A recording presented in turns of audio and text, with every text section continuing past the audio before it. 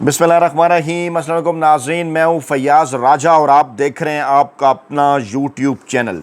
दोस्तों, 23 मई की सुबह इंतहाई अहम तरीन और बहुत बड़ी डेवलपमेंट जनरल आसिम मुनीर के फील्ड मार्शल बनते ही पाकिस्तानी इस्टेब्लिशमेंट के नुमाइंदे की इमरान खान से हंगामी मुलाकात के बाद शरीफ ख़ानदान बुखलाहट का शिकार हो गया है और मरियम नवाज की एक और शर्मनाक वीडियो लीक ने शरीफ ख़ानदान की रही सही इज्जत भी खाक में मिला दी है। नवाज शरीफ आज लाहौर से हंगामी तौर पर इस्लामाबाद पहुंचे, ऐवान सदर में फील्ड मार्शल का एजाज़ देने की तकरीब में शिरकत की और उसके बाद जब मरियम नवाज की वीडियो का कज़िया सामने आया, शर्मनाक वीडियो का कज़िया, तो उन्हें गोया मुकम्मल तौर पर चुप लग गई है। जरदारी ख़ानदान भी बदलते हुए सियासी हालात में इस वक्त परेशान है और बिलावल भुट्टो साहब ने भी हंगामी मुलाकातें शुरू कर दी हैं। आगे बढ़ने से पहले आपके गोश गुजार करना ज़रूरी कि अडयाला जेल में आज कैदी नंबर 804 से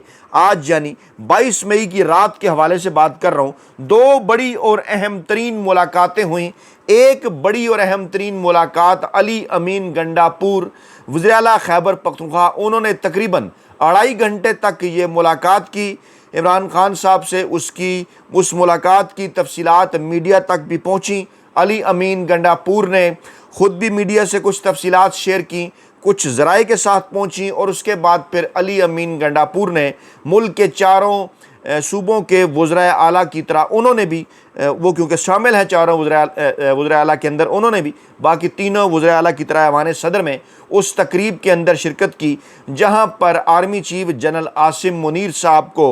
चुनतखब सदर आसिफ जरदारी और चुनतखब वज़ीर-ए-आज़म शहबाज शरीफ साहब की जानिब से जो है वो फील्ड मार्शल का एजाज़ दिया गया। वहीं उस तकरीब के अंदर नवाज शरीफ भी मौजूद थे और कहा जा रहा था कि नवाज शरीफ इस्लामाबाद पहुँचे हंगामी तौर पर और अगले 3 दिन तक इंतहाई अहम तरीन मुलाकातें करने जा रहे हैं इस्लामाबाद के अंदर। और ये सब कुछ एक ऐसे माहौल में हुआ कि जनाब जब इस किस्म की इत्तलात आ रही थी कि जनाब इमरान खान साहब और पाकिस्तानी इस्टेब्लिशमेंट के दरमियान फ़ासले कम हो रहे हैं और ख़ास तौर पर गुज़श्ता तकरीबन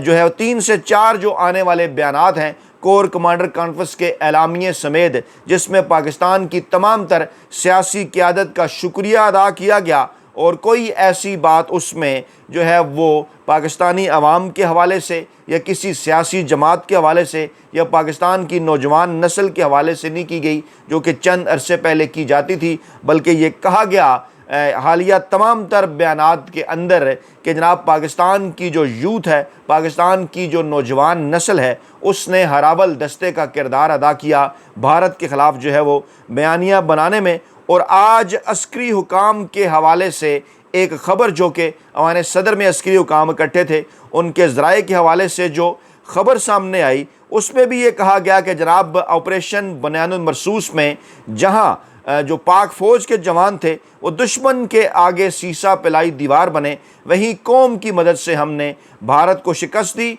और ऐसा इत्तेहाद माजी में कभी देखने को नहीं मिला। ये जो जुमला है ये चौंका गया शरीफ ख़ानदान को, जरदारी ख़ानदान को, और जिन्होंने एक प्रोपेगेंडा पाकिस्तान तहरीक इंसाफ और इमरान खान साहब के हवाले से करने की कोशिश एक बार फिर शुरू की हुई थी 9 मई के हवाले से, उसमें उन्हें नाकामी का सामना करना पड़ा। और जब ये स्टेटमेंट्स आ रही हैं सामने और जब इमरान खान साहब से इस्टेब्लिशमेंट के एक नुमाइंदे मुलाकात कर रहे हैं लंबे अरसे के बाद अडयाला जेल में, तो उसके बाद इनकी जानिब से बुलाए से बयानात आना शुरू हो गए हैं और उसके अंदर बिलावल भुट्टो जरदारी साहब भी शामिल हैं। पीपल्स पार्टी को अंदाज़ा हो चुका कि गेम पलटने को है। मरियम नवाज साहबा भी इसके अंदर शामिल हैं, उन्हें भी इस बात का अंदाज़ा हो चुका कि गेम पलटने को है। और अगर ऐसा हो गया, पाकिस्तानी इस्टेब्लिशमेंट और पाकिस्तान तहरीक इंसाफ, इमरान खान और पाकिस्तान की मौजूदा अस्करी क़यादत के दरमियान अगर फ़ासले कम हुए तो उनकी जो सियासी दुकानें हैं वो हमेशा के लिए बंद हो जाएंगी।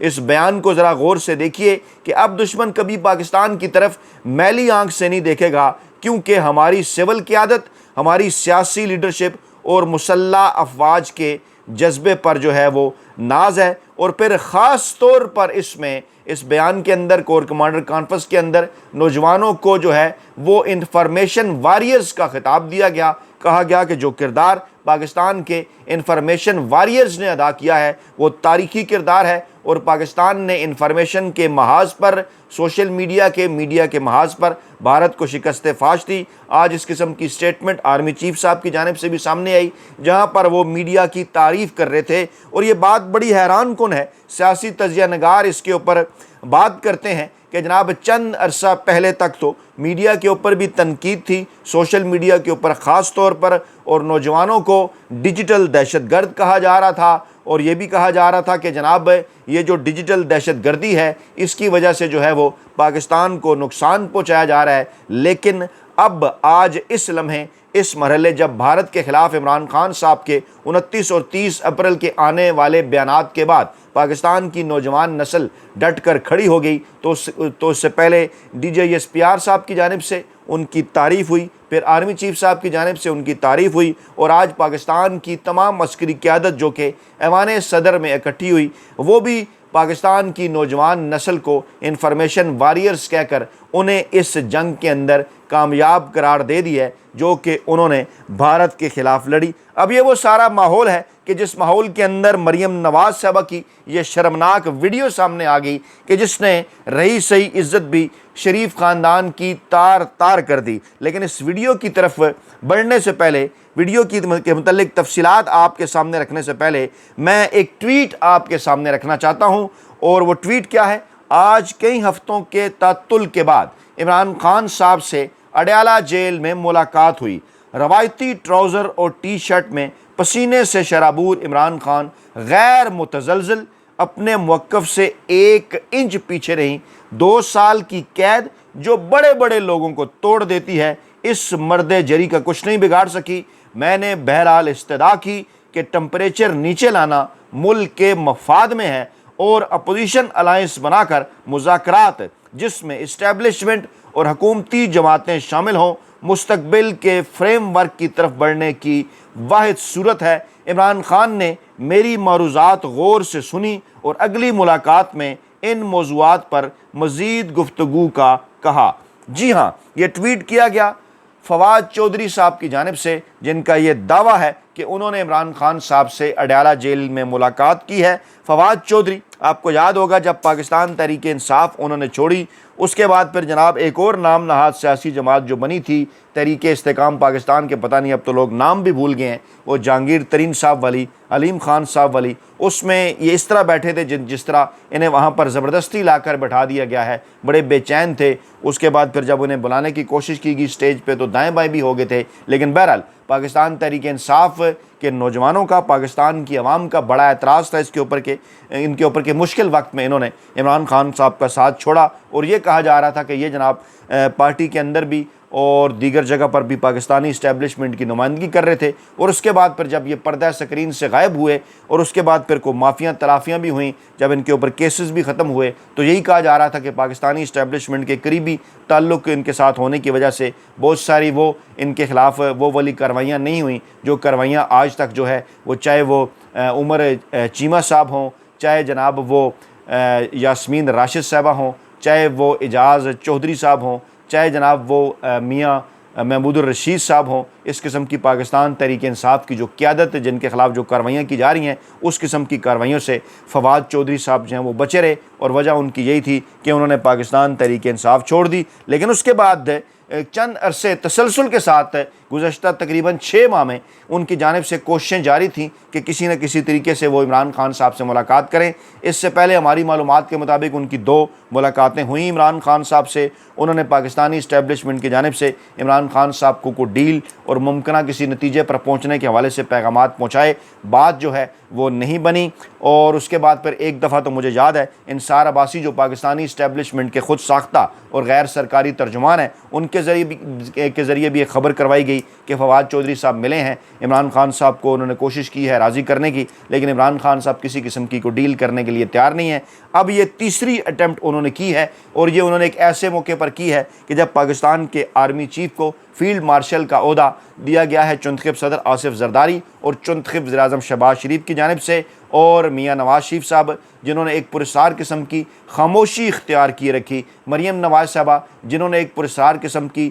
خاموشی اختیار کی رکھی جنگ کے دوران، اب جب انہیں اس بات کا اندازہ ہو رہا ہے کہ جناب 29 اور 30 اپریل کو عمران خان صاحب کا جو دبنگ بیان آیا اس پر پاکستانی اسٹیبلشمنٹ مطمئن ہے، پاکستانی اسٹیبلشمنٹ نے اس پر عمران خان صاحب کا شکریہ ادا کیا ہے، اور وہ عمران خان صاحب سے بات چیت آگے بڑھانا چاہتے ہیں، جہاں عمران خان صاحب سے اوورسیز پاکستانی اور ایک ریٹائرڈ شخصیت کی بھی ملاقات ہوئی 25 اپریل اور 5 مئی کے درمیان۔ اس کے بعد اب فواد چودھری کی یہ ملاقات بھی بڑی معنی خیز ہے، تفصیل تو میں نے آپ کو بتائی، جس میں انہوں نے کہا جی کہ میں نے عمران خان صاحب کو یہ تجویز دی ہے اور عمران خان صاحب نے میری باتیں سنی ہیں، اور اگلی ملاقات میں ان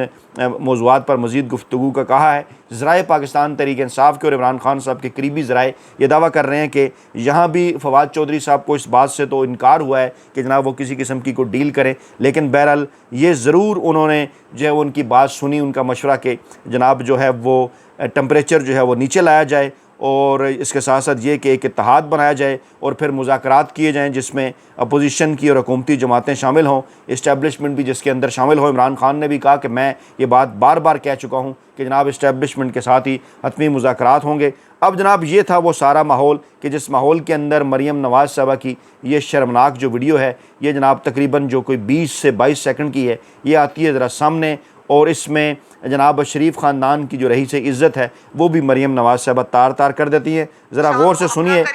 زور سے ذرا سنیے کہ اس میں وہ، کیونکہ انہیں اچھی طرح سے اندازہ ہے اس بات کا، ان کی پریشانی بڑھ رہی ہے کہ جناب یہ کیا ہوا، یہ تو جناب 9 مئی کی بات نہیں ہو رہی، یہ تو جناب اب 10 مئی کی بات کی جا رہی ہے، پاکستان کے اندر اتحاد اور یگانگت کی بات کی جا رہی ہے، پاکستان تحریک انصاف دوبارہ ریلیونٹ ہو چکی ہے، عمران خان صاحب سے ملکی اسٹیبلشمنٹ بھی بات کرنا چاہتی ہے، بیرونی جو اہم ترین لوگ ہیں جس کو بیرونی اسٹیبلشمنٹ کہا جائے، امریکہ، برطانیہ، سعودی عرب، UAE، ان کی جانب سے بھی اسی قسم کے مشورے پاکستان کی اسٹیبلشمنٹ کو دیے جا رہے ہیں۔ تو اگر یہ سب کچھ ہوتا ہے تو پھر ہمارا کیا بنے گا؟ اس کے رد عمل کے طور پر انہوں نے کیا کارروائی ڈالنے کی کوشش کی، اس شرمناک ویڈیو میں دیکھیے اور سنیے جی۔